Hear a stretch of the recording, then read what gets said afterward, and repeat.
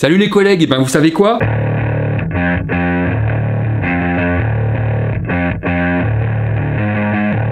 Notre salaire va augmenter, et ben il faudrait qu'on soit content. Macron l'avait promis durant sa campagne, histoire de récolter des voix. Ils viennent d'augmenter la valeur de notre point d'indice. Bon, il était bloqué depuis 10 ans. Les 5 ans de sa présidence, il n'a jamais rien fait. C'est donc une prise de conscience assez tardive. Dans le détail et en vrai, ça veut dire quoi 3,5% d'augmentation? Accrochez-vous bien, c'est une augmentation de 18 centimes brut sur la valeur du point d'indice.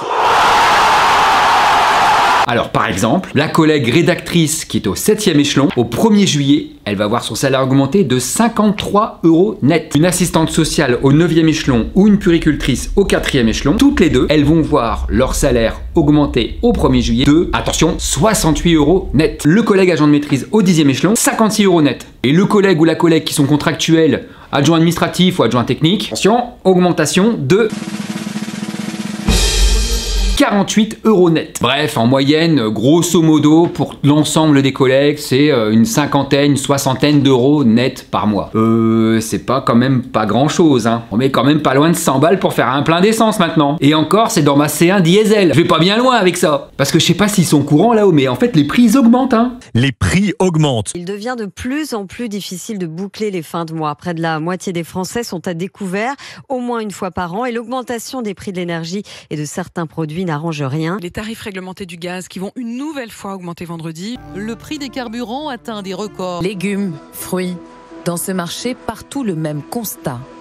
Les prix grimpent et les Français s'inquiètent. Depuis un an, l'inflation est de 5,8% selon l'INSEE. Donc ça veut dire qu'avec 3,5% du point d'indice, bah en fait on perd. On perd et on va continuer à perdre parce que selon les projections économiques, à la fin de l'année, on va monter à 6,2% d'augmentation de l'inflation. Ça veut pas dire un petit peu qu'ils se foutent de nous là ou non? D'ailleurs, ils savent tellement que leurs 3,5 sont ridicules que Stan, le nouveau ministre là, Stan Guerini, eh ben il a essayé de maquiller les choses. Annoncé avec pompe et up qu'on allait augmenter de 5%. Ce sont donc 5% d'augmentation sur la fiche de paye. C'est carrément du baratin et de la malhonnêteté. Parce que aux 3,5% d'augmentation du point d'indice, ils ont rajouté 1,5% qui correspondent en réalité à l'augmentation moyenne liée automatique à l'ancienneté et à l'avancement de grade et aux promotions qu'il y a chaque année au département comme dans l'ensemble des collectivités. Et puis ce qu'on pourrait peut-être leur rappeler, c'est qu'en 20 ans, l'ensemble des fonctionnaires ont perdu près de 20% de leur pouvoir d'achat. C'est pas rien quand même, hein, 20%. C'est une mesure extrêmement importante. C'est la plus forte revalorisation du point d'indice dans la fonction publique depuis 1985. Et après ils vont dire qu'on leur coûte cher. Bon, alors être content ou leur dire merci, faudrait pas non plus pousser mamie dans les orties. Hein. Surtout si elle a été fonctionnaire et qu'elle a pas pu s'acheter de culottes. Parce que si maintenant elle est retraitée, mamie elle est pas mieux dotée. Hein. Et nos salaires qui n'augmentent pas, c'est de l'argent qui nous vole. Hein. Elle est bonne celle-là, elle est bien bonne. Le comble, ils méprisent nos besoins et notre utilité sociale, et après ils s'étonnent tous qu'ils n'arrivent plus à recruter. Bon, il aurait fallu quoi alors pour qu'on soit un petit peu content? Bon, déjà que Macron soit pas élu. C'est simple. Histoire déjà que, pour qu'on perde pas d'argent, bah, que nos salaires suivent le cours de l'inflation. D'ailleurs, avant c'était comme ça, hein. Bon, et puis vraiment on remettre à plat l'ensemble des grilles indiciaires de tous les grades pour pouvoir les revaloriser et puis reposer la question de l'avancement à l'ancienneté. Et puis pour nous, comme pour tout le monde, bah, le blocage des prix des produits de première nécessité. Et puis nous, au niveau national, parce qu'ils nous doivent un sérieux rattrapage, on milite pour une augmentation de 400 € net de l'ensemble des salaires de la fonction publique. Et ça maintenant, hein.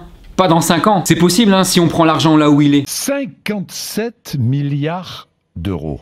Écoutez bien ce chiffre.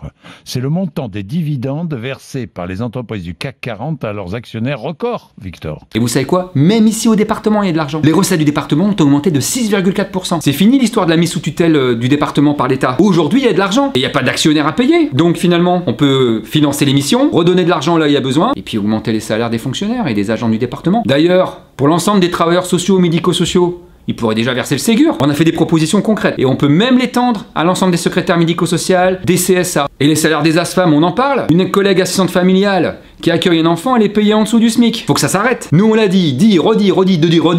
Et on l'a redit à monsieur le DGS. On est prêt à négocier. Hein. Bien traiter ces fonctionnaires, c'est indispensable pour la survie de nos services publics.